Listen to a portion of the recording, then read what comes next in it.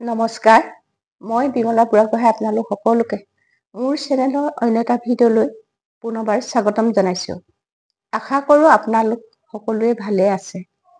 আজি মই মোৰ অন্য এটা ভিডিঅ' আপোনালোকৰ ওচৰলৈ লৈ আহিছোঁ।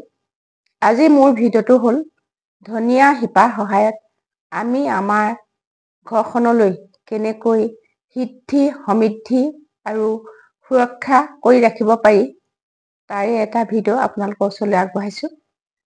ধনিয়া আমাৰ সকলোৰে প্ৰিয় খাদ্য। আমি ধনিয়া সকলোৱে খাওঁ বুলি ক'লেও বেয়া নহয়। কিন্তু ধনিয়া আমি পাতখিনিহে খাওঁ, শিপাখিনি আমি পেলাই দিওঁ। এতিয়াৰ পৰা আমি ধনিয়া শিপাখিনি পেলাই দিব নালাগে। ধনিয়া শিপাখিনি আমি ধুনীয়াকৈ ধুই ল'ব লাগে। ধুই অলপ ৰ'দত শুকুৱাই ল'ব লাগে।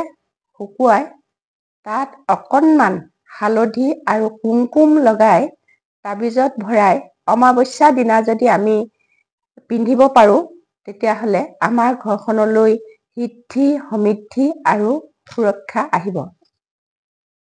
মোৰ এই ভিডিঅ'টো ধনিয়া শিপাৰ সহায়ত কেনেকৈ আমাৰ ঘৰখনলৈ সমৃদ্ধি, সিদ্ধি আৰু সুৰক্ষা আনিব পাৰি আপোনালোকলৈ আগবঢ়ালোঁ। আপোনালোকেও কৰি চাব। মোৰ ভিডিঅ'টো চাই আপোনালোকে কেনেকুৱা পালে মোক জনাবলৈ নাপাহৰিব। যদি ভাল পালে লাইক আৰু শ্বেয়াৰ কৰিব। অন্য এটা ভিডিঅ'ত পুনৰ লগ পাম। আজিলৈ আহোঁ। নমস্কাৰ।